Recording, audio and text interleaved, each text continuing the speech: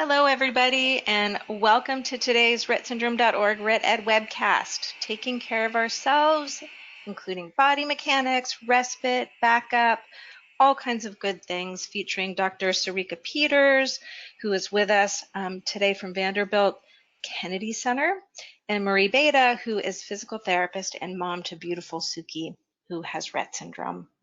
Both are longtime members of our Rett community who care about your health and well-being, and are going to offer us today specific and creative ways to take care of ourselves to ensure that we have the energy, the mindset, and the health needed to care for our loved ones with Rett syndrome. Our goal is to help you find an empowered life today while we as a foundation and as a community pursue our collective hope for better treatments and ultimately a cure for Rett syndrome. This is Paige Nuez. I'm Director of Family Empowerment at RettSyndrome.org, and I'll be your moderator today. Our board of directors and all of us at RettSyndrome.org want to personally thank you for your support and engagement. With Rett syndrome being a rare disorder, continuous awareness, empowerment, and research is everything. And I say this as both a parent to a beautiful teenager who just started school last week, as I'm sure most of your kids did, who are school age, and as your advocate at RettSyndrome.org. Education, I'm so sorry about that. That's the school calling. Plays to our topic today, how we juggle multiple things simultaneously, right? Our foundation is absolutely committed to education, connectivity, and advocacy. They are the ties that bind us together. We're interested in you and your children. So while investing in research towards granting the ultimate wish of a cure leads us to focus a lot of time and energy in this arena, we remain steadfast in our concern for the health and well-being of your children today, which is really contingent on your health. So we're so pleased to bring you today's presentation. Before we begin, if this is your first time being with us, I want to share some tech points on how GoToWebinar operates. For your information, the audio feed is open to presenters only, so you don't have to worry about your background noise interfering with the presentation. If you look to the upper right corner of your screen, you'll see a control panel window. If we invite you to type your questions or comments in the question field throughout the presentation, and we will answer these at the end of the slide presentation, as well as any questions that were pre-submitted by you at the time that you registered for today's webcast. If we don't get to your question today, we promise that we will work with our presenters to get all the questions answered and post a QA document to our RettEd webpage once completed.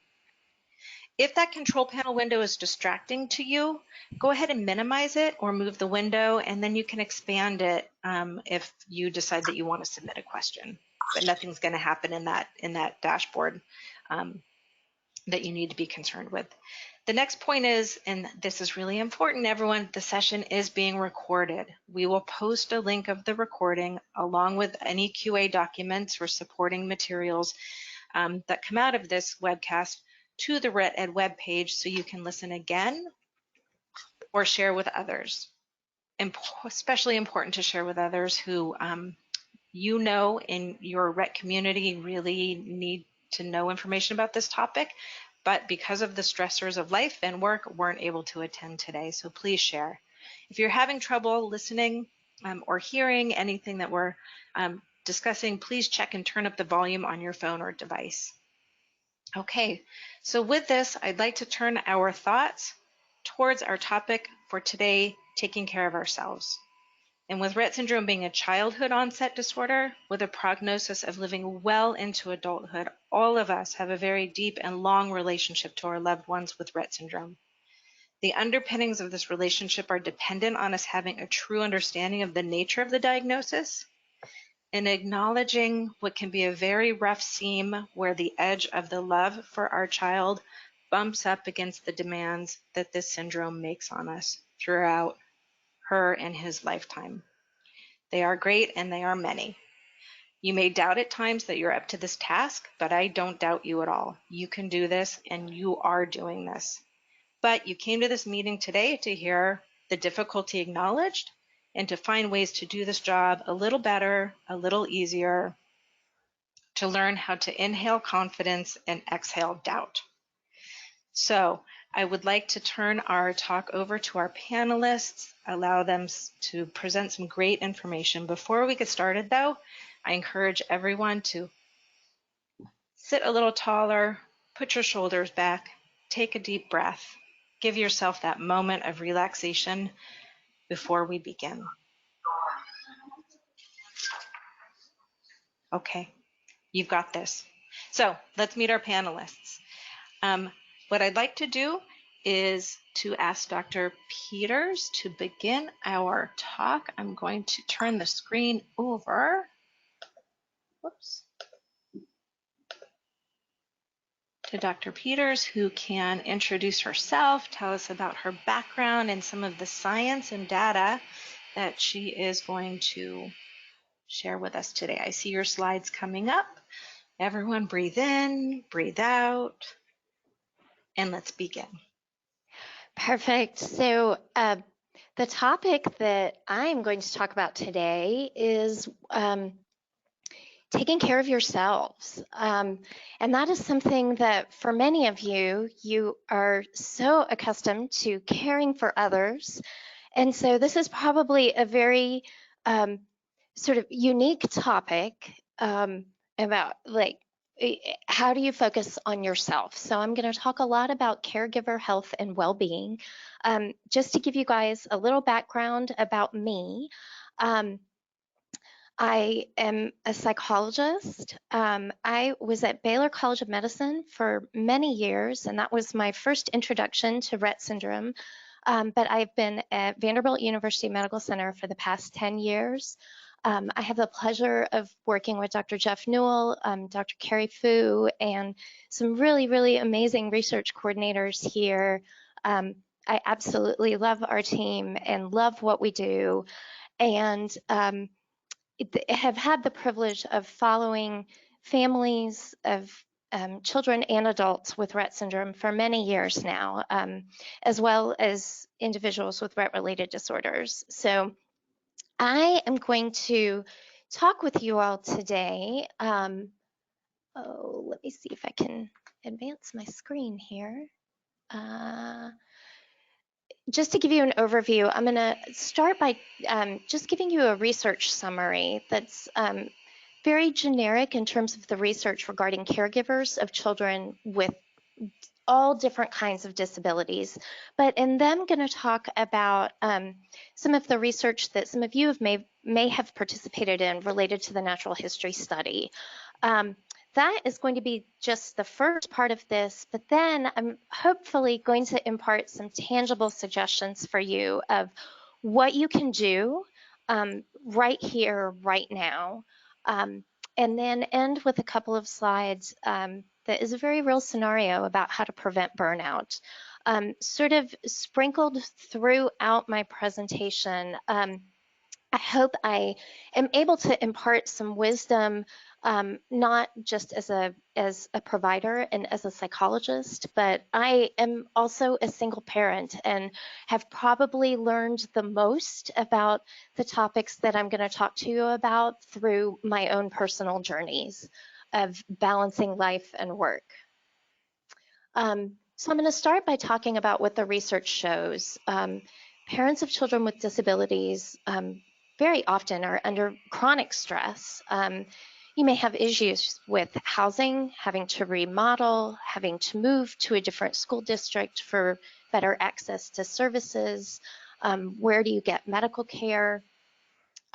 Because of the chronic stress, you may be more vulnerable to getting sick. You may have feelings of guilt at times. How do I be everything to everybody? How do I take care of my other children? All of that can also lead to anxiety of just dealing with the day-to-day hassles of life, but also in thinking so much about the future and even depression. But at the same time, many research studies have also shown that Parents and caregivers of children and adults with special needs have an increased sense of gratitude, as well as an increased sense of patience. And as I was talking with Paige and Marie and preparing for this, I should also note that those same qualities are also found in siblings.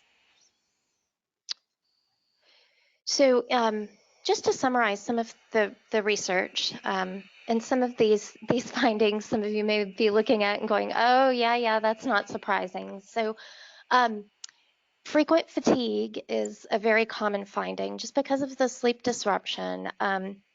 Children and adults waking up several times during the night, sleeping at odd hours, disruption to work, whether that's from infections, a lack of caregivers, having to go to IEP meetings, medical appointments. So these things often lead to changes in levels of a stress hormone called cortisol. In parents of and caregivers of children with disabilities, we often find low or blunted cortisol levels. And cortisol, just so you all know, it's a hormone that is at its highest levels when we first wake up in the mornings. And that's supposed to be what gives you a little energy boost to get up and get your day started. But if you're under chronic stress and you're waking up feeling exhausted, you may not have that energy boost first thing in the morning. Parents of children with disabilities may also have increased markers of inflammation. When we look at markers through blood tests and through saliva, and I won't go into great detail about this, but if anybody is interested in more of this research, or if you want to find out how you would look at these markers in yourselves, I'm happy to follow up on an individual basis. But increased markers of inflammation can lead to an increased susceptibility for illnesses. You may also have less time for yourself, your significant others, because you're focusing so much on direct care. Increased expenses are very real when we're talking about paying for therapies, paying for caregiving. But I also want you all to understand that these factors are not static. They don't stay still. You have the power to change any and all of these things. So that being said, there, as I mentioned, there are some very positive aspects of parenting a child with special needs. You may have an increased sense of personal strength and confidence. It may shift your priorities and give you a greater appreciation of life. You may take pleasure in the smallest of accomplishments. It could be, my child babbled today. She scooted on her bottom. She was able to lift her arm and reach out in front of me to indicate pleasure or make a request. For many families and individuals, you may have increased faith or spirituality. The relationships that you have may not be plentiful, but they tend to be a lot more meaningful. And in some families, they find that there is a very positive effect that their child with special needs has on their broader community, their wider community. So I'm now going to shift to talking about just a few findings from our current natural history study. And these are those that are more specific to Rett syndrome. So those of you that have participated, you may recall completing a questionnaire that's all about your own perceptions of your physical and your mental health. And this, to us, is sort of the best representation of what your quality of life is as a caregiver of a child or adult with Rett syndrome. It's called the SF-36 for short. And the results that I'm going to tell you all about today are based on responses from 727 participants. And one thing to keep in mind here is that higher scores represent a better quality of life.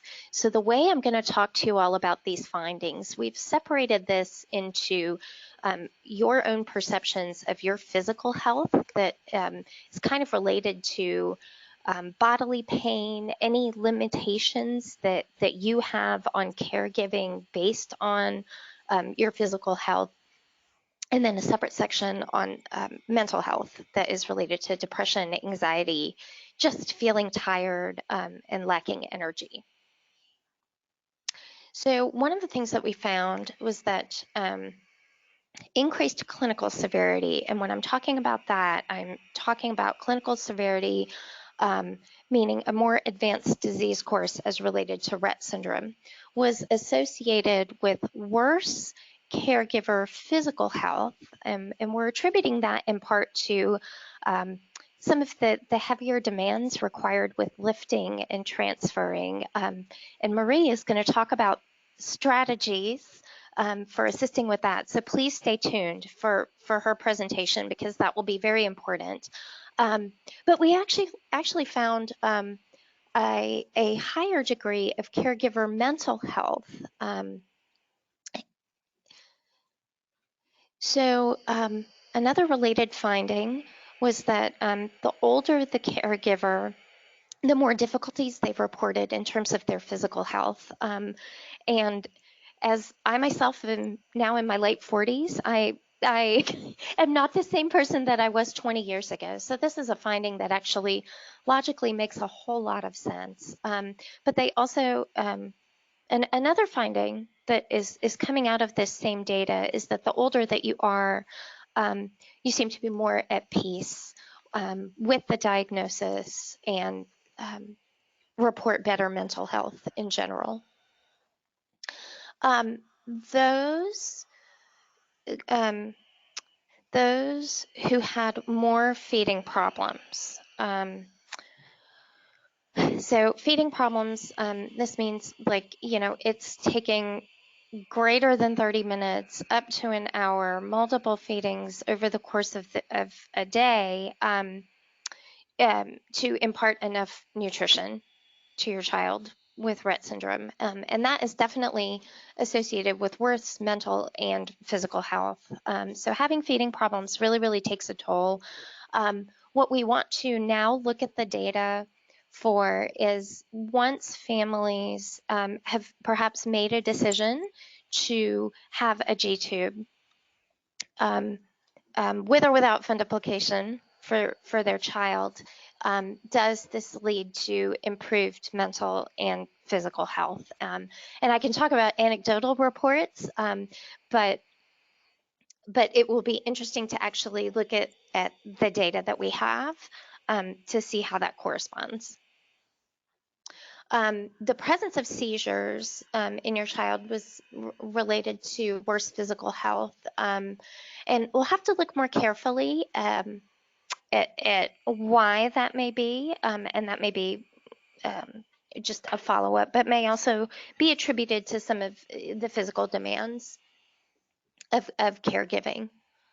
And I wanted to put this slide in here so just to give you all a perspective in terms of how this compares to the general population. So caregivers of those with Rett syndrome actually report similar levels of physical health, but more difficulties in terms of struggling with depression and anxiety and mental health in general. But I should also note that those findings as related to mental health are very similar when we look at other populations of children with disabilities, for example, Down syndrome, Fragile X syndrome. So you all have seen just kind of a snapshot of some of the research findings, and now you're probably asking yourself, well, what can I do about this? Well, one of the first things that I talk with families about when they're ready for this is to try your best not to make your moods or your coping conditional. So I'm going to be happy or okay when the seizures stop, when he or she can walk, when he or she can talk, when they finally find that cure for Rett syndrome. And the challenge with that is, if your happiness is dependent on those outcomes and what you perceive as successful, you never quite get there. So my message is, as you're working through your process of coping, to find a way to become positive in the present right now, right where you are. And I'll tell a little personal story, just as an anecdote to this, but one that I shared with Paige and Marie right before we got on this webinar. I went to an orientation for my child who was starting high school on Saturday, and one of the topics was actually about managing anxiety. And they said if you had 1 foot in the past and 1 foot in the future, it is very, very challenging to, I'm rephrasing the exact language here, but it's very challenging to be happy and successful in the present. So another thing here, if I can impart, be gentle with yourself because you are doing the absolute best that you can. A big part of this, for many of you, will be managing physical exhaustion, and stay tuned for some tangible strategies. One thing that I feel like is just a natural part of being a parent, but try your absolute level best to avoid comparisons because every child is unique and every journey with Rett syndrome is unique. And as part of this, all of us have individual coping styles. And so I think it's very important to ask yourself, for you, before you ever had a child or were doing any caregiving of someone with Rett syndrome, was it helpful for you to rely on a group or social media?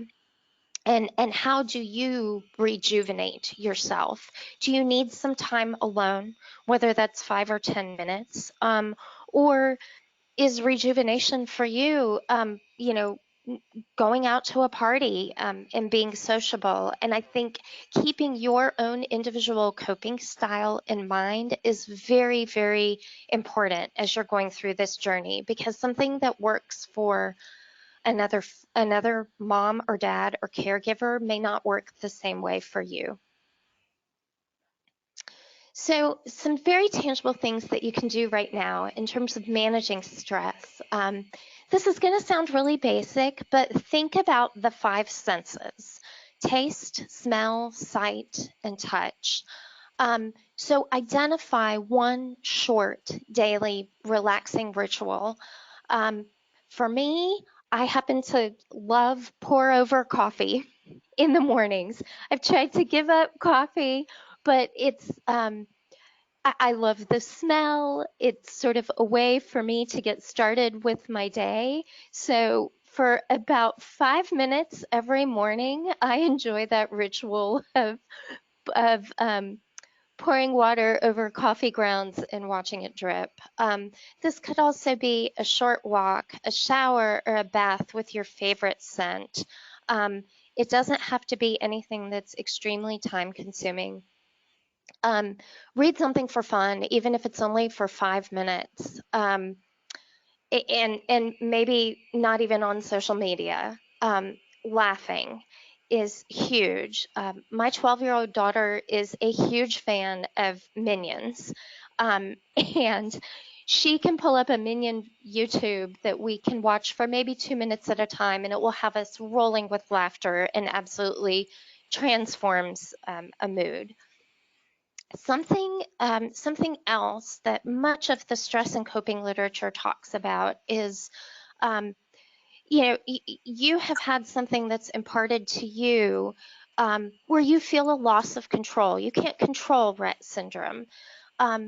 If there is a way to cope with that by creating a space or a tiny corner that's yours, in your home, in your bathroom, in your workplace, on a desk, and think about the five senses as you create that space. Use colors, use your favorite scents, change a screensaver, um, have a beanbag somewhere. In terms of something else that helps is Play-Doh, silly putty, stress balls, kinetic sand. It obviously depends on you and what you want individually, but if you are sitting in a therapy waiting room, those things are portable and something that you can just do while you're waiting. Um, for those of you that are artistically focused, doing some form of art, whether that's painting, drawing, knitting, or coloring, is a great stress relief. And I also I love to look back through old photographs to remind you of a favorite place, a memory, a time, um, um, a place that you went on vacation, if you were able to go on one at all. Um, so I exercise, and I want to be careful in how I say this because exercise can take many, many, many forms. There has been much research now that even a 5-minute high intensity workout improves endorphins and stress hormones. And I'm going to talk a little bit more about that on the next slide. I happen to love walking my dog in the neighborhood. She makes absolutely certain that I get out every day and isn't very happy with me if I don't take her out. This could be climbing the stairs. It could be dancing or singing to your favorite music as well.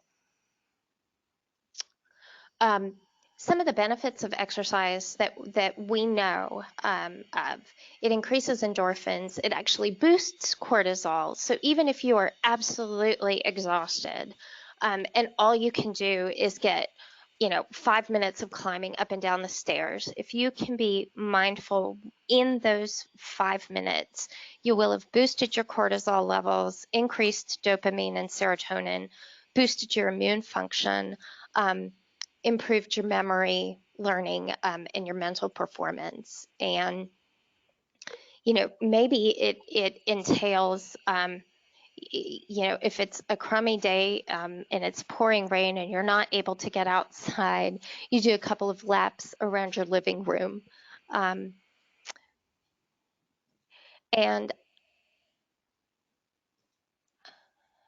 another part of this, aside from physically getting your body moving, relates to creating and reframing positive change. There's been a lot of research that's been done on being grateful or having gratitude. And if you don't have time to write down gratitudes, this could be something that you talk with another adult or your significant other about at the end of every day. There are actually now free iJournal apps, but the research shows that this improves optimism and it's a lasting effect even up to 6 months later. So you are reframing your entire day of when I look at this entire day and everything that transpired, is there anything that I can be grateful for in this day? Journaling is another suggestion. You could write for 2 minutes a day describing even one positive experience that you've had over the past 24 hours. And what this does, it moves you away from accomplishing tasks on your to-do list to scanning the world for meaning. How do you find meaning in your life? And some families I know have done this by using blogs or relaying their experiences on Instagram. And journaling can be another way to share positive experiences, but also coping strategies of here's this crazy day that I had, and here's how it ended up. There's been so much research on mindfulness. and rituals of recovery. And what we know is that your body needs a 3 to 5 minute break every 90 to 120 minutes. And what that pause is can be different for anybody. But be thoughtful about what would be refreshing in that moment. And I've attached a YouTube link for how to do a body scan. This is another ritual of recovery that can be as short as 5 minutes, but it brings awareness to every aspect of your body and asks you to tune everything else out for a short period of time.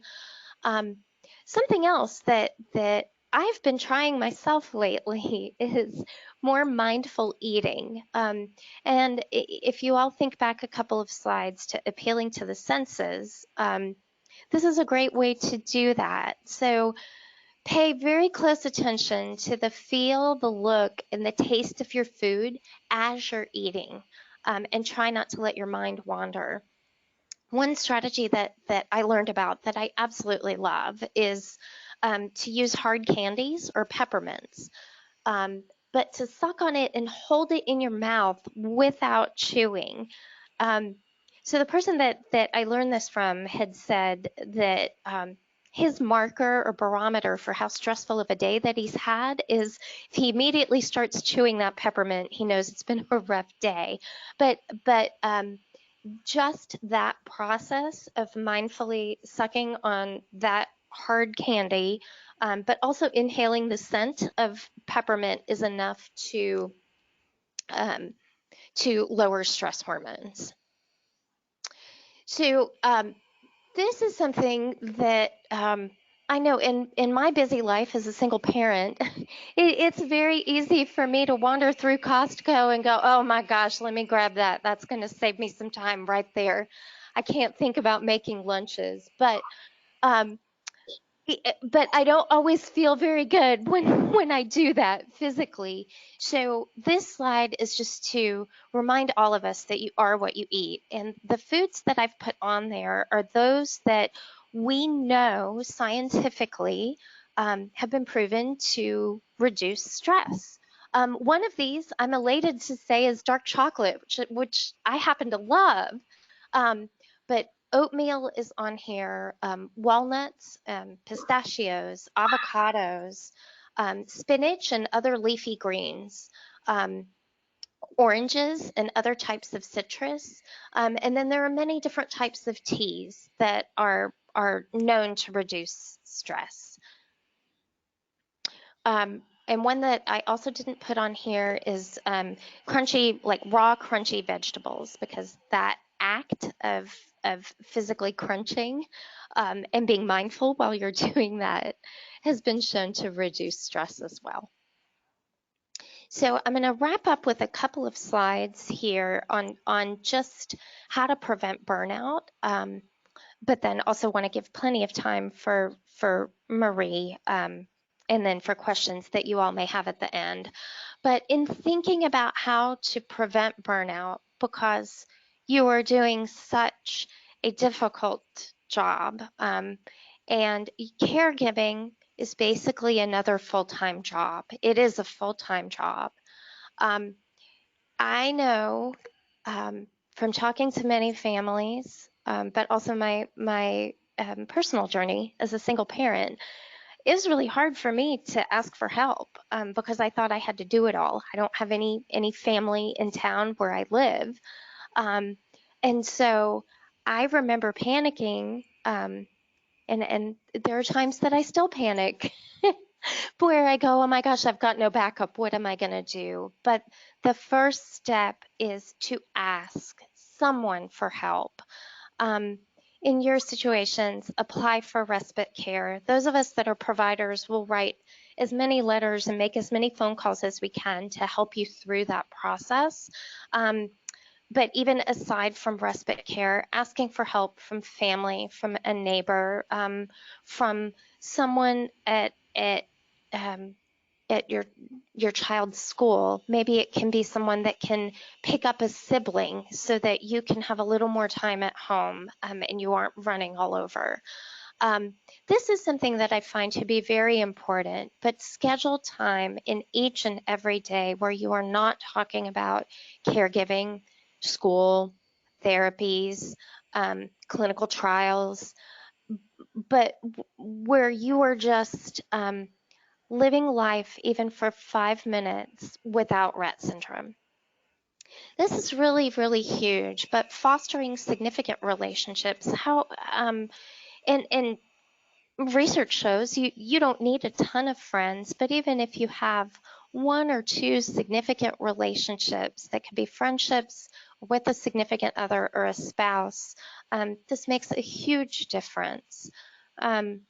Also, part of that is we often find in family situations that there may not be a balance of caregiving between partners, but sharing the load is very, very important in terms of burnout prevention. So you all may be in situations where you are the primary caregiver, you're a stay-at-home parent, and if that's the case, it is important to have a conversation about when you get a break. If there is another adult in your life that can provide you with a break for some time, however short that may be, but it is really, really important to share the load. Consider at times, you might need therapy for yourself. You may not need it for a long period of time. You may find that you need it at different time points. And if you're really, really struggling, I know I have talked with individual parents about the need for medication at times. Something else that we know that helps is feeling like you are part of something that is larger than yourself and your individual family, whether that is spiritual, whether that's religious, whether it's feeling like you're part of a broader community. Please use the available resources. There are many that are available to you, even if they're not right in your hometown. But rettsyndrome.org has many resources. I know for families of children that are newly diagnosed, we always give out the Rett Syndrome Handbook in our clinic. The 100-day kit, what to do in the first 100 days, has been really helpful for some families. And I'll end with talking about when you're ready and when you're at a point to give back. Some families have found that to be very, very helpful in terms of burnout prevention. And what I mean by that is maybe participating in a strollathon or organizing a strollathon. It could be helping another family who they are just receiving this diagnosis, and you decide to be their rock when they need it most. But giving back can take many, many different forms. And in the interest of time, I won't go through all of those, but I am very happy to talk with people individually if you have individual questions about your situation. And should you decide to do that, I do have my email here, and Nicole Thompson is my research coordinator, and we also have another research coordinator. I didn't put her email up here, but her name is Lacey Andrews, and they are both amazing. So please feel free to just shoot me an email if you have individual questions. And I thank you all so much for your time.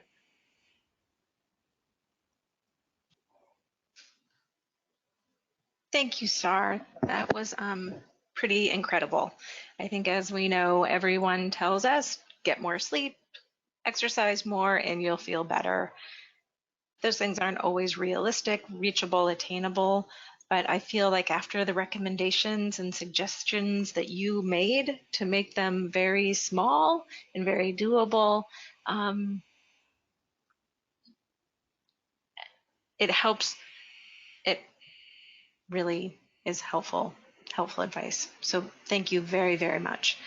What I'd like to do now is introduce Marie Bateh and have her tell us a little bit about herself, her professional background, and her personal connection to Rett syndrome, to help support the recommendations she's going to make to complement the mental health advice that Dr. Peters shared with us with some physical, practical ways that we can keep ourselves healthy on this journey. So Marie, I'm going to turn the screen over to you, and here we go. We see your slides coming up. Okay, hold on one second. Let me see. Sure. I'll take this time to remind everyone that the session's being recorded. We'll get the link to you, so don't distract yourself by taking notes. You'll get the link and you can refer back to all of those wonderful links and techniques that both Dr. Peters and Marie are going to share with you today. And if you have any questions, type them into the question box, and we'll take some time doing QA at the end of our slides and at the end of our slide presentation. Okay, is everybody good? Do you see me now? I do. I don't see you in slideshow mode, but I see your starting slides. Oh, you don't. You don't see the title page? No, slideshow mode. Am I not in the right mode?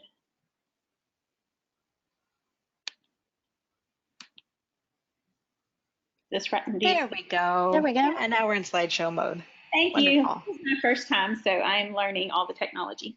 Thank you, Paige. Thank you, RettSyndrome.org, for asking me to do this. I am a mom of 5 beautiful girls. We have our 4th daughter is Sarah Catherine, and she's affectionately known as Suki, and she is the one that's diagnosed with Rett syndrome. She is almost 10 years old now, so we've been living with Rett syndrome for most of, we found out she had Rett when she was 2. So we have been on this journey with most of you out there. And I love this quote from Barbara Bush. To us, family means putting your arms around each other and being there. And I'm actually a physical therapist by trade. I had no idea what God had planned for me through this therapy training, but I know that it was to assist me on this journey, because it's been one of the most invaluable tools in caring for her and in helping other families along the way. And I just will share some of my knowledge about transfers and safe techniques so that others can live the best life that they can and stay strong doing so. So, you know, family to us does mean putting our arms around each other and caring for each other, especially in our family. All of my girls pitch in. They all have a role to play and they all help. But sometimes that can be dangerous because we feel like we are going to care for our child at whatever the cost may be. And there might be some neglecting of self that goes along with that. It's natural. And so we want to be able to openly talk about how we can take care of ourselves without neglecting ourselves, so that our child suffers through our, okay, there it is. So we're going to try to have a mental shift and change our perspective and think about how much more beneficial it will be for everyone in our family if we took care of ourselves first, because there is a true benefit to taking care of ourselves first. Everyone in your family will reap the benefits of that. We are valuable, so let's keep it that way. Caregiving is a major public health issue. There's an estimated $42.1 million of unpaid informal caregivers providing support valued at more than $450 billion.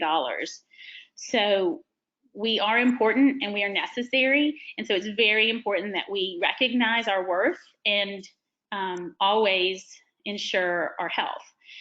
It can result in chronic stress, just as Dr. Peters was talking about, if not handled properly. And it's important that we come from a very healthy starting point, both mentally and physically, if we want to reap the benefits of caregiving, because caregiving can be very rewarding. It strengthens family bonds. It can open your world to new opportunities and to new people and to new experiences. And we need to come from that healthy starting point if we want to reap the most benefits from it. So we all know that all of our loved ones require a lot of assistance most of the time. All of these are mentioned here through toileting, washing and bathing, assistance in and out of transfers, walking assistance, going up and down stairs. It's constant. It never ends. We always have something to do. And doing these things many hours a day for 30 plus years is taxing and tolling on our bodies. And there's a lot of things that can go wrong if we aren't careful about caring for ourselves during these many years of assisting these loved ones. I'm going to discuss some of the common injuries that can come along with these tasks, and also some of the ways that we can help combat the effects so that we can stay healthy and strong and prevent injury in the future. So the common caregiver physical injuries that come from repetitive care include back pain, shoulder pain, and knee pain. And the National Institute of Occupational Safety and Health recommends that a safe weight limit to be no more than 51 pounds. And that is if you're doing all the proper stuff to lift that 51 pounds. And I know that there are women and men and older than that, heavier than that we still attempt to transfer and move on our own independently. And I just hope that through this conversation that we are able to rethink other ways to protect ourselves from that.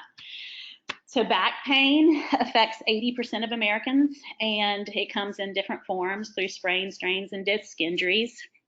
Most back pain is mechanical in nature and is usually associated with the degeneration of your spine, and which is normal. So the normal wear and tear that occurs in our joints and our discs and our bones of our spine with age is going to be relayed in mechanical nature of pain that we have. Some of the back pain that we have is acute back pain that comes from overstretching or tearing our ligaments or muscles, and that would be an acute back pain. That can occur also from twisting or lifting improperly, and it can cause trigger muscle spasms in your back, and they can be very painful and very debilitating. There's nothing worse than back pain, and if any of y'all have experienced it, then you will understand that, the faster it goes away, the happier we are, because our pain is directly correlated with our mood and with our patience level and with our outlook on life. So most of these injuries, whether they're acute or chronic, can come from accumulated light activities over time or a one-time overexertion. So it can just build up through time if you're just repeatedly doing the same thing the wrong way, or it could just be a one-time I lifted her the wrong way and had a tweak and now I'm in pain, or I lifted weights at the gym the wrong way and now I'm in pain. So proper body mechanics are crucial. And then also disc injuries can occur if you suddenly lift improperly or twist your back while lifting, and that can cause your discs to herniate, cause nerve compression, and then you have lasting pain that could go on for the rest of your life. And it doesn't take much to have a back injury. So shoulder injuries occur also with repetitive activity. We also have degenerative changes that occur as we age with overuse of repetitive activities. Our muscles begin to break down, they begin to thin, we start to have arthritis or osteoarthritis, cartilage in your joints begin to thin. And so the space between your shoulder joint can get compromised, and you could have something called impingement, where the soft tissue underneath your shoulder blade and between your arm becomes pinched. And it's caused from repetitive activities like lifting. It can start small, and then it can grow to be very painful and debilitating. It's usually the pain is exhibited when you reach overhead or when you try to reach behind your back. Muscle weakness contributes to the poor shoulder mechanics, which also worsens the symptoms of impingement. And tendinitis is another injury that can occur, which is just inflammation of a tendon around your shoulder joint. And that is just from straight up overuse, repetitive activity. I actually suffered from tendinitis recently after I had rotator cuff surgery, and I was trying to protect my shoulder, and instead I used my biceps to lift Suki over and over again and started to get major biceps tendinitis. Immediately I went to the doctor to see what was going on, making sure I wasn't hurting myself anymore, and we addressed it immediately and was able to recover. And I mentally had to stop lifting her the way I was lifting her and change my approach so that I could protect myself. And so then, speaking of rotator cuff injuries, that's when one of your muscles or tendons in your rotator cuff are torn. There's many muscles that make that up. And if one is compromised, then generally the other ones are going to start being compromised because the muscles work in sync with each other. And if one is injured, then the other ones are going to try to take over, and then more injury. It's kind of like a domino effect. So we want to make sure that your rotator cuff can be injured either through blunt trauma, like mine was from a car accident, or it can be from lifting improperly over and over again. And the most important thing to know about your rotator cuff or any shoulder injury is just to listen to your body. And as soon as something is bothering you, to try to get into the doctor to see what is going on so that they can address it before it escalates. Your arms are kind of crucial in caring for a child with a disability. So if you hear popping or clicking, all of those are signs from your body saying something's not right. Help me. And I encourage you all to listen to your body with that. We also have knee issues because with every step we take, there's wear and tear on our joints. And as we age again, our protective tissue at the end of our bones wears down and the cartilage weakens. And we might get bone spurs around the edges, which cause pain. Osteoarthritis as we age causes inflammation in your joints and also contributes to even further loss of cartilage. It's the degeneration of your cartilage underneath the bone causing the knee to be stiff and painful, and then you have a lot of difficulty moving. So we need to do as much as we can to counteract osteoarthritis's effects on our body. With increasing weight, we have increased knee pain as well. Knee pain is one of the most common complications of being overweight because extra pounds increase the stress on our knees, which also leads to chronic pain and osteoarthritis. Extra pounds also increase the inflammation in our bodies, and our bodies, the more inflammation they have, the more joint pain we're going to have. So according to a Johns Hopkins study, women who are overweight are 4 times more likely to develop osteoarthritis than a healthy weight woman, and men are 5 times more likely to develop osteoarthritis than a healthy weight man. So losing just a small amount of weight can help reduce your knee pain. Each pound of weight loss reduces the load on your knee by 4 pounds. And not just to think about your own weight as part of the issue, but lifting somebody that is too heavy also increases the stress on your own knees, and that needs to be into consideration if you want to protect those knees. The less pressure you have on your body is the less wear and tear you're going to have on your knees, and that's going to decrease your risk for osteoarthritis. So some of the common causes of these injuries of those 3 body parts would be improper body mechanics, which I'm going to talk about in a little while. The lack of preparation before you transfer, always thinking about having everything you need before you attempt to move somebody. Sudden changes in your patient's alertness or muscle tone or strength or weakness can cause injury if all of a sudden they begin to have a seizure in the middle of a transfer, or if they have anxiety and freak out and grab your neck or your hair or pull your ears. Those kind of things can cause injury.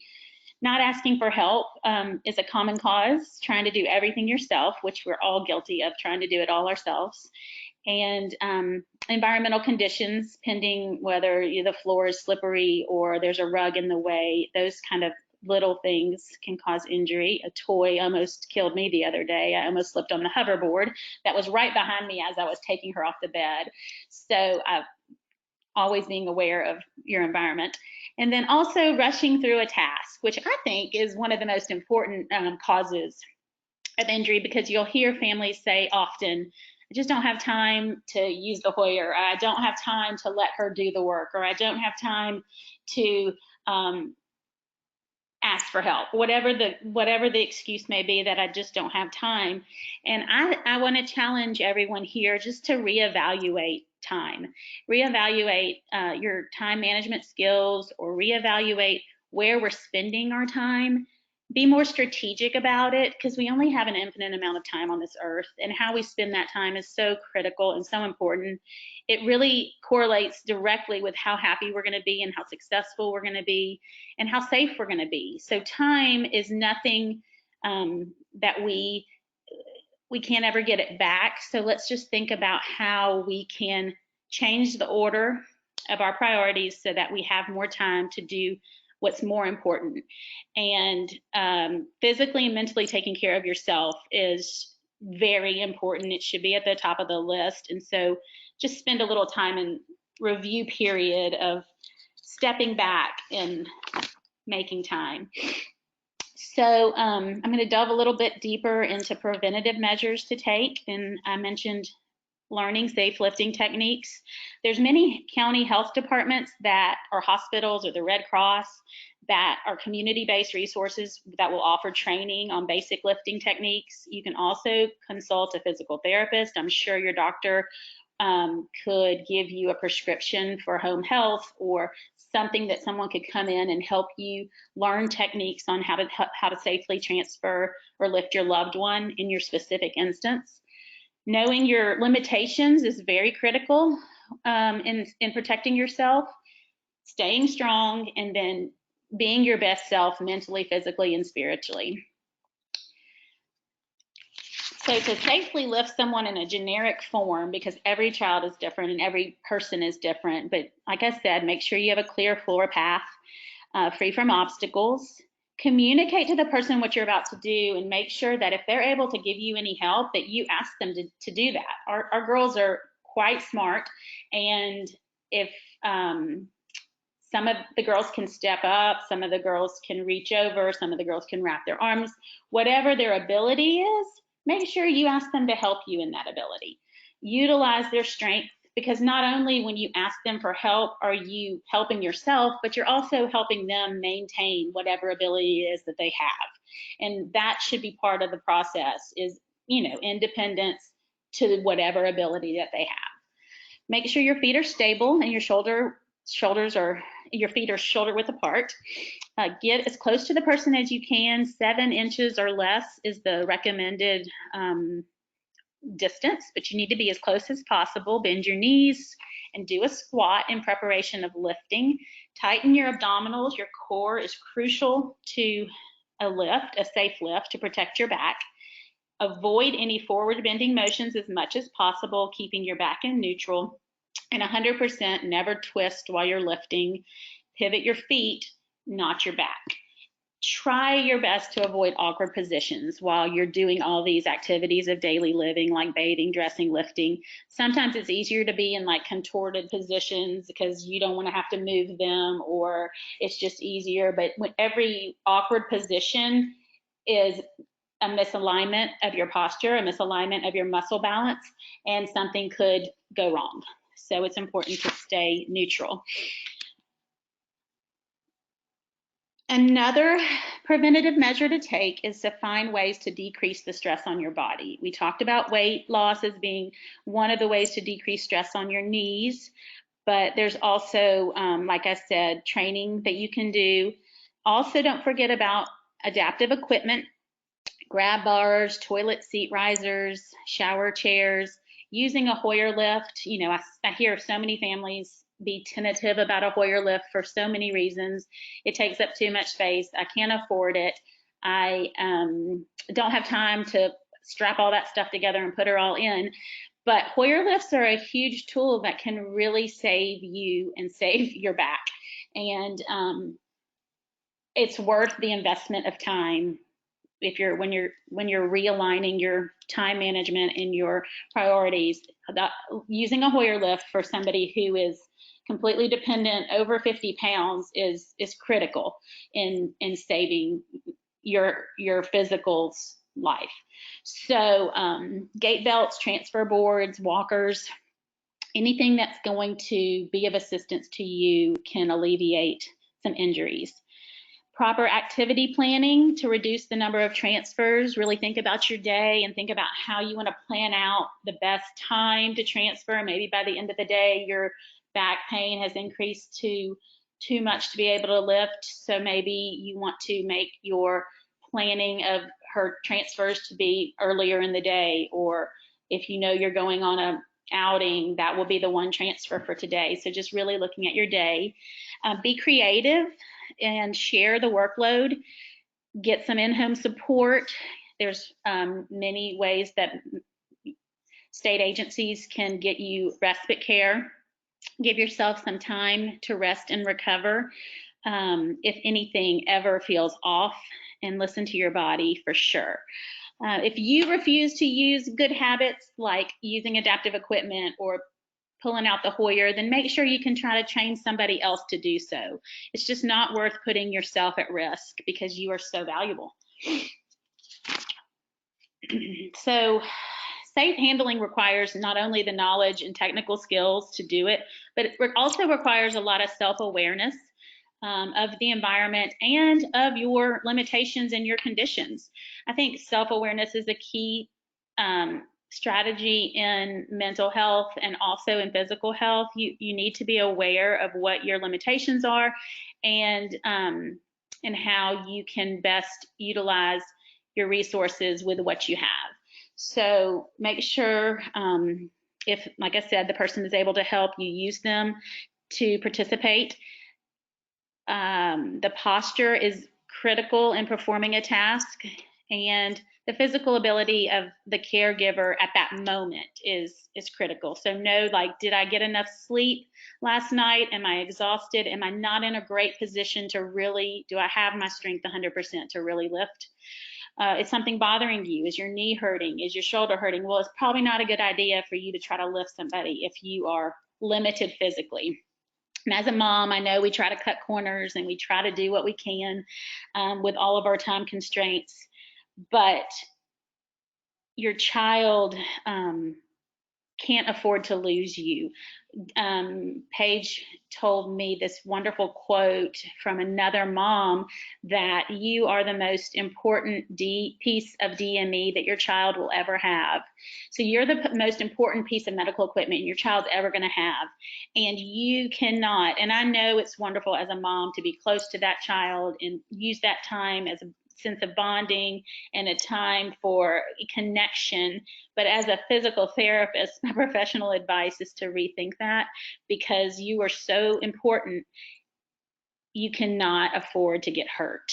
And one bad lift is going to have you out for a long time. So we can, again, if you go back to time management, then you can safely lift and also bond with your child at a different time. So another preventative measure to take for your own safety would be to stay strong, keep your muscles up to date, because as you age, our muscles are decreasing and they get weaker. So easy things to do are, go for a walk, swimming, riding a stationary bike. All of that increases cardiovascular strength, which is really important as we age to keep up with all of these kids and as they age. Stretching also improves our flexibility, and it increases the blood flow to your muscles, which is necessary to keep them healthy and less prone to injury. We want to work on some strengthening techniques, which I'm going to talk about in just a little bit, some specific strengthening ideas. Also, posture is crucial. While you're standing, try not to slouch. And while you're sitting, try not to slouch. When you're standing, keep your weight balanced between your legs and keep your low back with as little curve as possible, because your low back supports your weight best when your curve is reduced. Keep your chin aligned with your breastbone and your shoulders pulled back, aligned with your hips. If you're at a sitting job all day, make sure you keep your weight evenly distributed and have some lumbar support if you need it. No slouching, and keep your knees at 90 degrees. Important to always wear shoes that are comfortable for safety. Posture can also be improved by things such as yoga.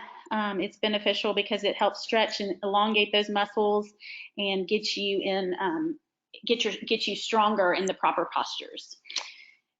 Then we've already talked about nutrition and diet. A diet rich in calcium and phosphorus and vitamin D helps promote new bone growth. Smoking reduces blood flow to your lower spine, and it contributes to disc degeneration, increases the risk of osteoporosis. So rethink that cigarette. And then adequate rest decreases stress and tension in your muscles, and it gives your muscles time to recover. Hydration is crucial because your cells need water, your muscles need water, your brain, everything needs water, and your discs will begin to shrink as they are dehydrated. When you sleep at night, your discs are rehydrated. So sleep and water are important. Some daily strengthening exercises that we can do, easy, just keep some light weights handy in the kitchen while you're waiting for water to boil. You can take some exercise bands on the go while you're sitting in the therapy room, or while you're waiting for soccer practice to finish for your other kids. Throw in a squat or a calf raise whenever you can. So if you're in the line at the grocery store, just do some calf raises. Squats are crucial for proper lifting techniques. So squats are really an important exercise to try to do, and I will show y'all how to do those properly in just a moment. Make sure you're contracting your core, even when you're just walking around breathing. It helps to improve your posture, and it also actually is an abdominal exercise. An isometric contraction is just the contraction of a muscle without any load put on it. So you can just contract your core, and that is strengthening. Squeeze your hips and your glutes, and you could also do bridges, which I'll show you how to do those in just a minute. And then, like I said, stretching improves flexibility and posture. It improves range of motion. It improves performance in your physical activities, increases blood flow and circulation. It helps to heal and prevent your back pain, and it's a wonderful stress relief. And I think stretching daily decreases stress because your muscles get really tight when you're stressed out. Stretching helps to take away some of that tenseness, and then it also calms your mind and allows for some meditation or mindfulness, just to give yourself a mental break, just like Dr. Peters was mentioning. And I'll just spend one more slide on stress management, because one of the key things on stress management is to get regular physical activity. And then also some other relaxation techniques. Keeping a sense of humor, like we spoke about, spending time with your loved ones, and then making time when you reprioritize your time for your hobbies and your interests. It's important that you find active ways to manage your stress. There's some people consider lying in bed and watching Netflix series a way to manage your stress, and it might feel good at the moment, but that's an inactive way to manage stress. Active ways will actually produce stress relief, where inactive ways might feel good for the moment, but later on it actually contributes to higher stress. So here's an example of what a bridge looks like to keep your hips strong and your core strong. You just lay on your back with your knees bent up. You tighten your glutes and your abdominal muscles, and then you just lift off the floor straight up to the ceiling. And you can hold that for a second and then go back down and repeat that 10 times. You can do it, 3 sets of 10 if you'd like, or whatever you have time for. Anything is better than nothing. Straight arm raises. Like I said, you can just keep handy little weights in your kitchen, or you could grab 2 canned goods and out to the side. The farther away those weights are from your core, the harder the exercise will be. You can go out to the side, you can go out to the front. You can even do these without any weights and still get benefits. You can do arm circles to improve joint flexibility and isometric strength of your arms. And then for squatting, your feet should be shoulder width apart and sit back as if you're sitting into a chair. The right picture is the correct form. The left picture is the wrong form. You don't want your knees to go over your toes. And then you can either hold that position, or you can just, and then go up, or you could just go down and up in consecutive ways, numerous times, because your hips are crucial for protecting your back and your knees. Just to close, some final thoughts. My number one thing, the more kids I had, the more I realized that planning and strategizing and looking at my day does make my stress go down. So really reevaluating your time and step back and see the forest through the trees, because the bigger picture is, what are we all here to do, and how are we going to do it the best that we can do it? And I think that sometimes we get caught up in the details of every day rushing through. Let me do feed her, let me change her, let me put on her AFOs, and then put her in the sander, and we get so bogged down in all the details, when the big picture is, we have this human that we are here to love and care for.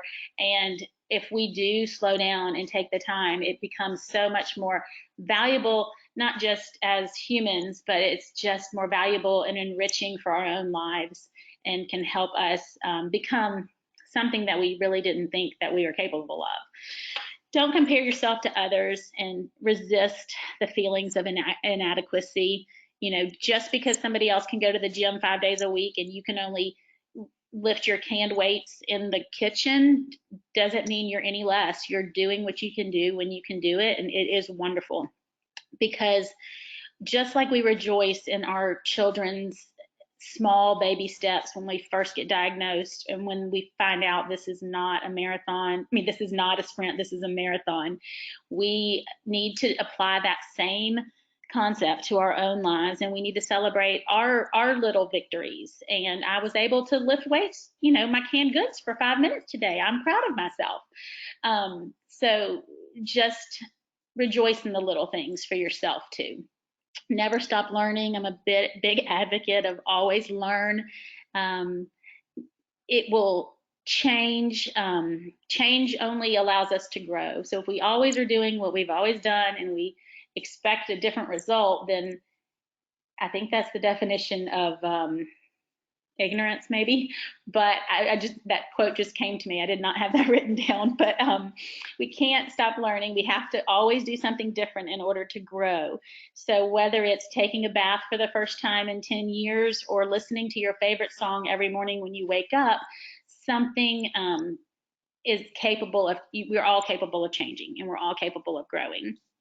Find ways that you can feel accomplished. Everybody is different. Everyone has a personality type that's different, whether it be make a list, set some goals, give yourself a reward, whatever it may be. Pick something small to enhance your strength in your body and your mind, and try to achieve those.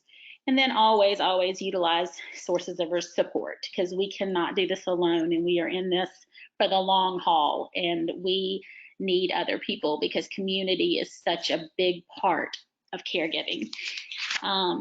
And so here's my little Suki. She is worth every ounce of sweat that we give, and self-care is giving the world the best of you instead of what's left of you.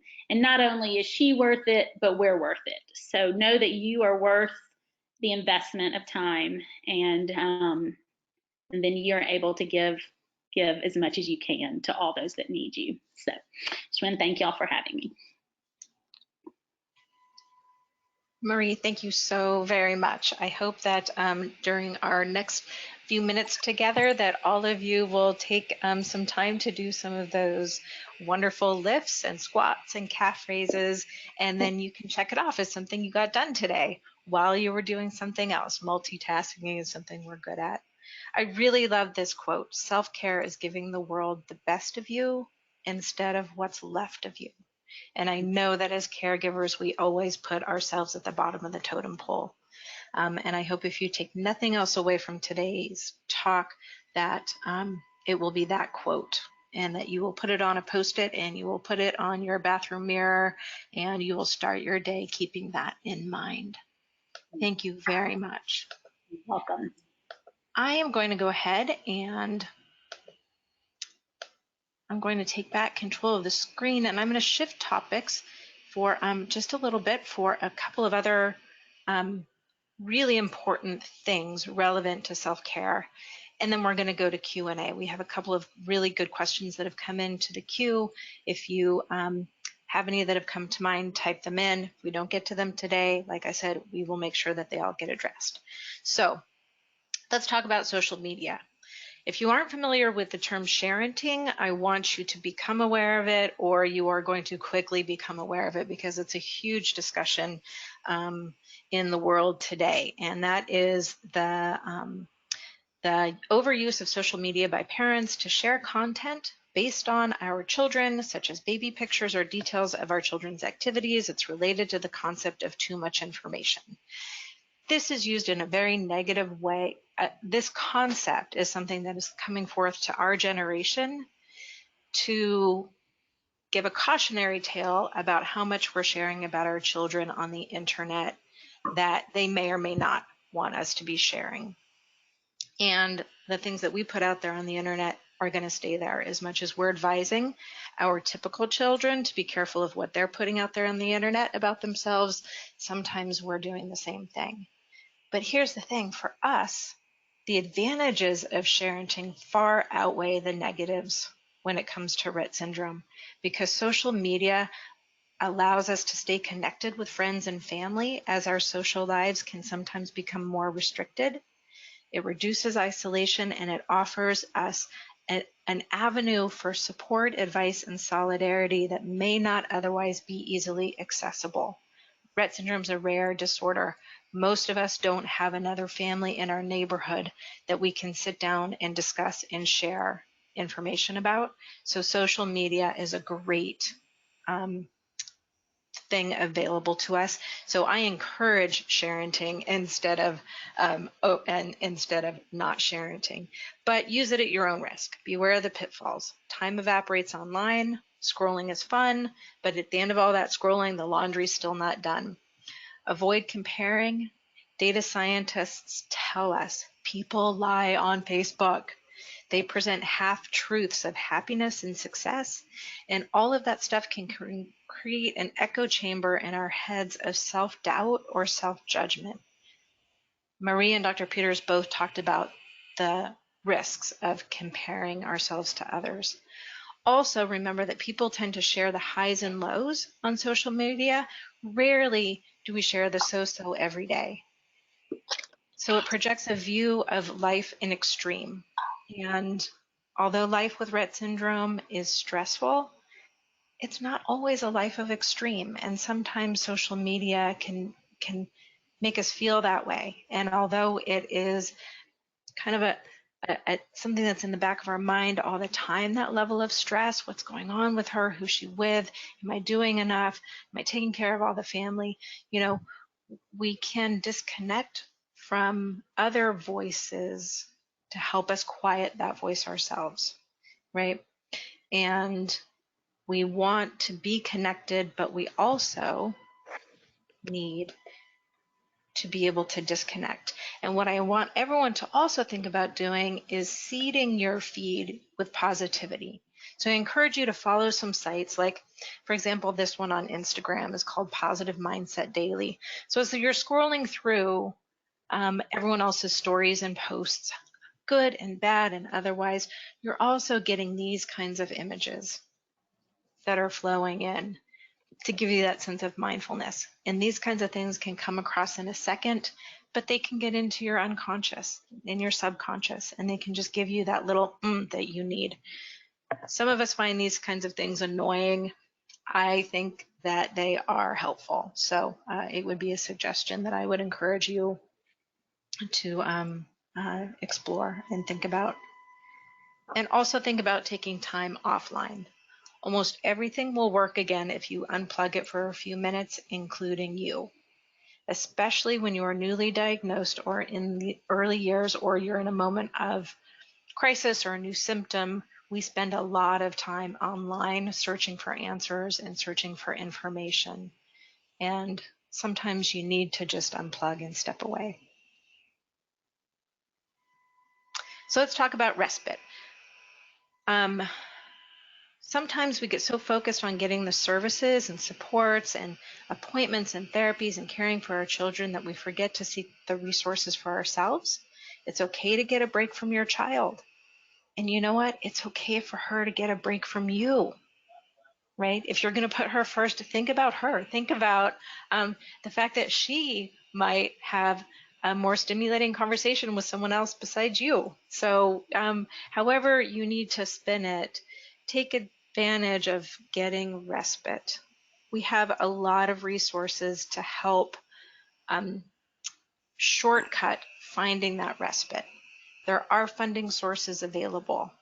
If you go to rettsyndrome.org under For Families and Resources, we have taken a lot of parent input and recommendations and listed them by state so that you don't have to spend your time Googling. Hopefully it'll just shorten your ability to find ways to access funding. I chose California because that's where I live, and our page is, the California page is very well resourced with the different waiver programs and regional center sources to find funding. Usually that funding then requires that you source a respite provider who's licensed, a CNA, an HHA, an LVN, an RN. Where your child is on the spectrum is going to tell what level of care that you could be eligible for getting in home, because it's probably not likely going to be the teenager down the street. If you are going to have funding support, it is going to have to be a licensed person, and your case manager and your physicians can help you find what is the right level of care, and then help find the agency that can staff that position. And I'm going to tell you, sometimes you're going to have a lot of turnover before you find that person of gold. Keep working at it though. We went through 5, 6, 7 people in the space of 3 months before we found someone who was compatible. Had they had experience with Rett syndrome before? No, but I taught them that part. But they were compatible with me. They were really compatible with Katie. She really enjoyed that person. And then we worked on the training. And fortunately, we have had someone who's been with us for a very long time and has become part of our family. There is a resource, a national resource called archrespite.org. That is a place that you can go that can help you find these agencies and these respite providers. I encourage you to explore that website. If you are able to self-pay or self-fund for somebody to come into your home, but you feel like nobody really gets kids with special needs, that situation and environment has changed as well. These are 2 websites at the bottom of the screen here, sistercity.com and care.com, that specifically have providers sign up if they're interested or have experience of working with kids with special needs. Again, these shortcuts will help you find resources. So respite is out there. I encourage you to find it. I know it's hard to have strangers come into your home. I know that it can be an art and a science to create a professional and personal relationship with someone, but that's where using our community and asking each other, how did you interview someone? How did you fire someone? How did you help them get better at their job? It takes time, but as Marie said, investing in yourself and letting others come in and help you is going to help you. And also it's going to help your child. She's going to really enjoy having other people in her life. There are additional resources available to you. One is called the Employee Assistance Program. And if you are a working person or you have a spouse or partner, have explore through human resources if the employer offers an employer assistance program. It's a confidential workplace service that employers pay for. And EAPs can help employees deal with work-life stressors, family issues, financial concerns, and relationship problems. It should not reflect on you that you need help. We happen to have children with special needs. Growing number of people in the workplace have adult parents that they're becoming caregivers for. This is not a taboo topic. Try to tap in and see if your employer offers an employee assistance program and use those resources. They can help recommend therapists and counselors. Hey, if you don't have time to go find your own physical therapist to help you with lifting, use your child's physical therapist to ask advice. So during that therapy appointment, your child's own physical therapist might be able to give you some tips and tricks on better movement and transfers and lifts. And anyway, a lot of times, sometimes this can be at no cost to the employee, and financial stress is a big one in our lives as well. So I wanted to introduce you to Caitlin. She is a mother of 2 daughters, Maddie 2 and Lexi, who's going to be 4 next week. She lives in Raleigh, North Carolina. She is the one who contacted me and said, hey, my company that I work for has a great employee assistance program. I hope you'll talk about that in the webcast. Wow, there you go. Caitlin just took care of our community by helping herself. She has served in the military. She currently works full-time. Her daughter was very recently diagnosed, March of 2019. It's been a whirlwind journey for her, but she finds great reward in helping others. So Caitlin has offered to volunteer to work with us as a working group with Dr. Peters, with Marie, myself, with others, to create a resource guide on self-help. And if there's anyone else on the call today or listening to the recording who would like to participate in producing a care guideline like this, please contact me. I would like this to be community resourced and yet vetted by experts. And that will be really helpful. So before we go to QA, I want to end with this, with kind of this view, which is, yes, our life is hard, but you know what? There are a lot of positives that are going to come out of this journey. So I put together a little resume of a Rett parent, and I want you to recognize all of these skills that you are developing through the hardships and the challenges that you didn't ask for as a parent. You are a hard worker. You are focused on goals and outcomes. Want to harken back to Dr. Peters' recommendation to bring humor into life. Well, I was joking with another Rett dad, and we were joking about how many wipes it took to get through a really messy diaper change. And I was like, you know what? I'm going to set that as a goal for myself. I'm going to tell Katie, okay, let's see if we can get out of this with 12 wipes or less. Oh my gosh, what could have been, you know, a moment that would destroy my day, we have now turned into something that's kind of, you know, dark humor. It's our personal joke, but it's a goal. And when we achieve it, we reward ourselves. So focus on goals, set outcomes that are achievable, and they can be little or they can be big. Change management, we eat this for breakfast. We know that no 2 days are the same. We can't control. Acknowledge that. Reward yourself and respect yourself for being able to deal with change. Change your mindset and your whole outlook on life will improve. We are all flexible. We all learn to adjust our strategies on a dime. We're all masters at multitasking. We all have C-level leadership abilities. We are managing entire teams of physicians and therapists and family members. So kind of give yourself that C-level title. We're cool in a crisis. We're excellent at case management skills. You may not realize it, but you are. We're data scientists and trend analysts. Our children can't tell us what's going on with them, so we are always looking for that data that will help make sense of what's going on with her or with him. And most of all, each and every one of you are the most experienced physician, therapist, counselor, educators, researchers, equipment vendors that I will ever meet without official credentials, and you are paid with unconditional love. And to me, that is one of the greatest rewards of this journey, is you are paid in unconditional love. And I know your children look at you with that smile and gratitude for everything that you do for her. And I appreciate you. So what I would like to do is, closing on some positives, is pause here and let's go to some questions in our queue. We are at, where's my mouse? Okay, we're at 90 minutes. So for those of you who need to go, remember this is going to be recorded. For those of you who can stay, let's stay on for about 10 more minutes, but I want to ask our speakers if they have about 10 more minutes to share with us, because I know you have to get back to clinic and to your lives.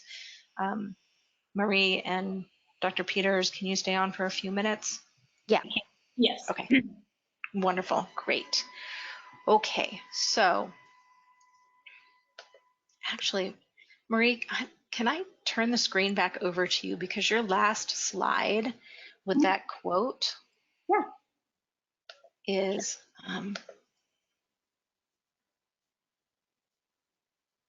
while you're pulling that up, I'm going to go to the questions that are in the queue. Okay, and you guys can jump in if you have an answer. So, do we find?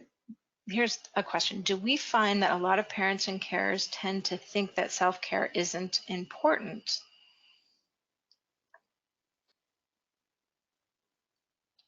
And I would say, from my perspective, no. I think every single one of us know that self-care is important.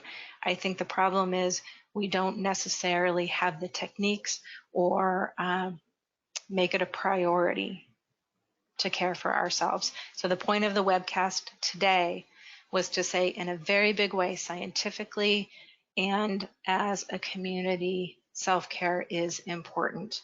And hopefully you now have some very concrete reasons as to why you should make the time for self-care. Sarah and Marie, do you have anything to add to that? I agree with that completely. I don't think there's a view that it's not important. My experience is that most families know that it's important. It's an issue of how to do it in light of all of their other responsibilities. And so we often find ourselves talking through the guilt that comes with self-care, because and reframing that actually caring for yourself helps you be a better caregiver for your child. I agree. I agree the same. I've never heard anybody say it wasn't important, but I do feel like it can be viewed as being selfish sometimes, you know, Right. from other people. And so, but I do think that a certain amount of selfishness does equate to selflessness if it's done in the right manner. So I think it's essential. And that's the only negative I think I would think would be associated with too much self-care. Okay. We have a lot of questions in the queue about how to find care when you have your two full-time working parents, you have multiple children that you're caring for and juggling schedules, and you don't have family nearby who has offered to help. I hope that we've given a lot of strategies on how you can access that. If you have a specific question that wasn't addressed, please put it in the queue and we'll talk about it offline. But I think that was really at the heart of what we all wanted to convey, is that we're trying to help you find ways that are really doable with a life that overfloweth. There are a couple of very specific ones. I had a family who asked, my daughter is 5 years old, and I struggle because my daughter was abused by a caregiver when she was 4, and so now I don't trust anyone with her at all. She can't tell me how her day was or who said or did what to her. How do I overcome this fear so that I can get the break that I know I need? Well, I think that is a very traumatic situation, and I'm sad that that happens because I know that it happens across the country. One of the things we do as a family, you know, we have cameras set up so we can watch who is working with Suki, and always have a recording of that. So that could be a suggestion, is a nanny cam. Also start small and find somebody maybe that you've become friends with at church or the park or the school, and start small with just come over and sit with her while I take a shower or while I'm cooking dinner, and be in the house at the same time, and just take baby steps to start to build that trust again, because there are good people out there, and I wouldn't give up on the world because of that experience. You just have to take baby steps to get there. I agree. I agree with Sorry, that too. The only thing I would add that would perhaps address this, but also the other questions about finding caregivers in general, is that I know all through, for example, Vanderbilt has a Department of Special Education. There are many special education students who are willing to work as caregivers during the hours that they are not in classes. And these are students with specialized training who are seeking out personal experiences to enhance their training. And so if you live near a college or a university, that is a potential resource option. And the same is true for nursing students, because especially if you have a child that has a G-tube. I mean, one of our best caregivers is a nursing student who on a G-tube experience. So, and I will throw out, like, when I was a psychology postdoctoral fellow, I provided one-on-one applied behavior analysis support. I mean, that was actually tied to my fellowship training, but that this was something that I was being supervised for, that was part of my training, but that I also had a background and expertise to be able to do that. So in thinking outside of the box beyond just the standard respite care agencies, that is always another option. Mm-hmm. Mm-hmm. And also sometimes the aides in classrooms who are not paid very well are really looking to and happy to take on extra work. And guess what? They know your child really well. So they can also be a nice bridge between what's going on at the classroom and what's going on at home to take some of that burden off of you. Yes. But to the parent who wrote that question, I personally am just very, very, very sorry that that experience happened to you.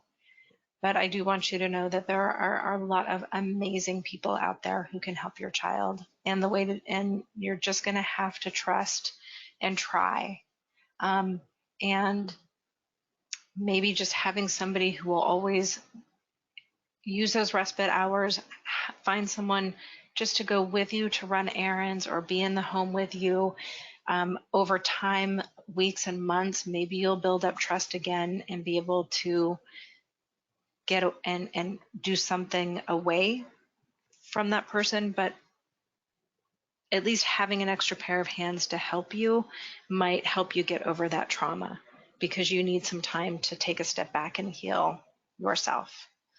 And we didn't talk about online therapy groups, but I do understand that there are a lot of sort of online self-help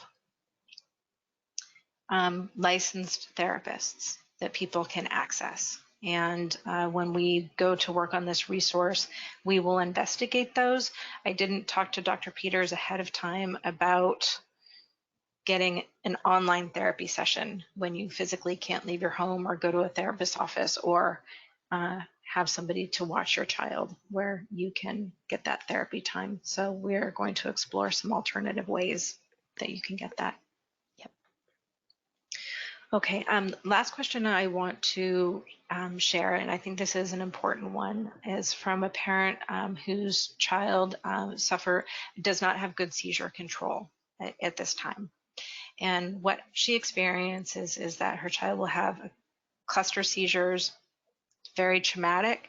The cluster will end, but her fear, her anxiety, her stress lingers, the mother's lingers for a couple of days after that bad cluster. And she's having a really hard time getting over those feelings. And just about the time she does, another cluster comes along, and this cycle just starts again. And she's asking, what can she do?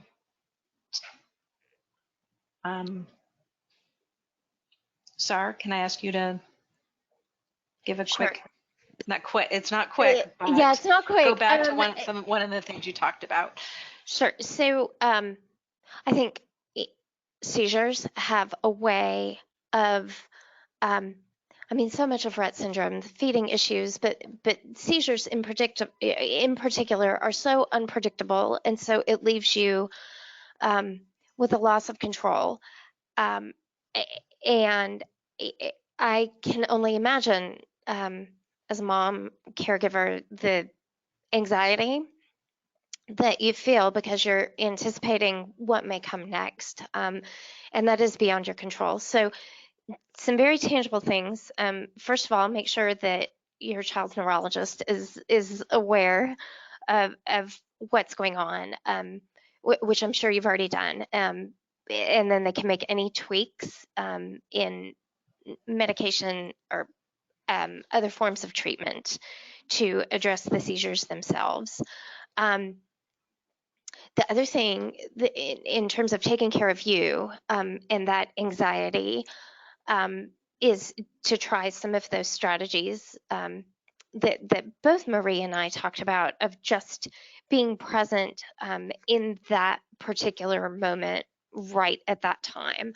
And so whether that, again, thinking about the five senses, whether, for maybe not even 5 minutes, but maybe for 2 minutes, you tried the strategy of sucking on the peppermint candy, or doing a quick body scan, or trying some of the gratitudes, or something very tangible, like if you didn't feel like you could take your eyes off of your child, but maybe squeezing on silly putty, or like physically channeling your stress and anxiety into something else, to start with, may be a way to do that, but also just focusing on breathing.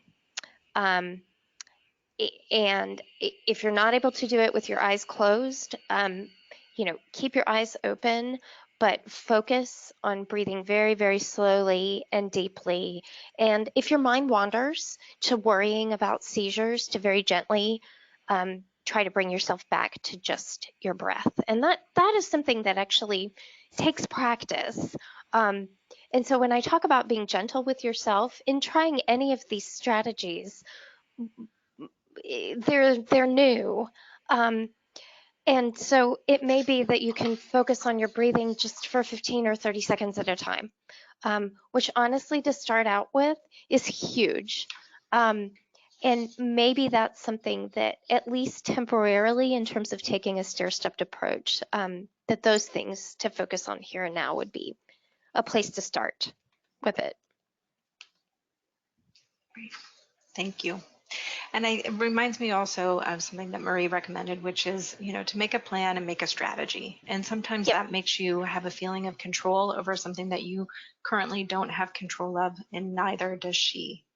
And so at some point, if you can make that seizure plan with your neurologist, with the school, with the physical therapist, to make sure that her positioning, her safety, everything around her that you can do will keep her as safe as possible, because there is going to be a moment where you're going to have to go to the bathroom and she Right. can't come with you.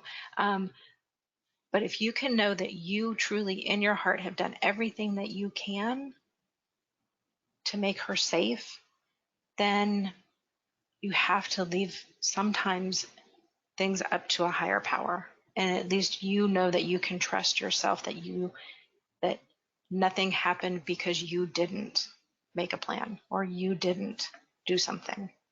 Because guilt is a huge thing that we all live with. We live with the guilt about what we've done and what we haven't done, and try to minimize the guilt around what you haven't done by making a plan. I don't know if that helps. And the only other thing that I think I would add is in the time period between the last seizure and the next seizure is to just focus on the positive, focus on whatever is happening that's positive at that moment. Because soon, if we focus on what's going to happen negatively in the future, then it's so easy to go down that dark rabbit hole. And that is all intensified and magnified. But if we could just find something positive about the moment we're in, then our attention is just drawn toward goodness, and hopefully that worry and doubt will all be pushed aside in lieu of the goodness that is occurring at the moment. Yes. Thank you. Mm-hmm. Okay. Well, in respect for time, I'm going to say that we are going to wrap up for today, but this doesn't mean that we cannot come and revisit this topic again.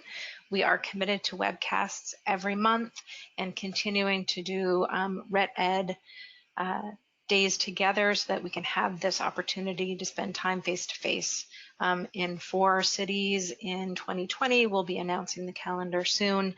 If you visit our website, you'll see our next RettEd is going to be Tuesday, September 10th from 1 to 2:30 Eastern Time. We have the pleasure of having Dr. Huda Zogby come and give us a research update. And this is incredibly important time because it will be marking 20 years since she and her lab's discovery that mutations in the gene MECP2 are indeed what cause Rett syndrome. We're talking mutations, deletions, etc. So we really look forward to having Dr. Zogby with us next month, and I hope you register and join. Dr. Peters, Marie, thank you so much for being with us today. Caitlin, thank you for jumping in from the community and giving us ideas to add. And I hope that you feel more empowered now that you've helped others. Contact me if you want to join this working group. Let's be each other's life coaches. Let's use social media. Let's use each other. Let's also remember that these strategies may not be enough, and it is okay to seek professional help. It is okay if your living situation is still more than you can handle and you need to look at alternatives. There is no shame in any of that. Recognize where you are in the journey and seek the degree of help that you need, whether if it's from a friend or a professional. You always have options. And I think that alone can always make you feel able to get out of a dark place, is when you know that there are options and that the tough moments are moments and they will pass, and you will once again be able to find a place of goodness and strength. And I believe in you. I know all of you are doing a great job, and I hope that you take away some strategies that will help you even further to be the best person that you can be and the best parent that you can be. So on that note, we care about you deeply. Take a deep breath. Inhale confidence. Exhale doubt. You've got this. Be well. Keep trying. We care about you. And we will see you again at next month's webinar. Thank you very much for your time.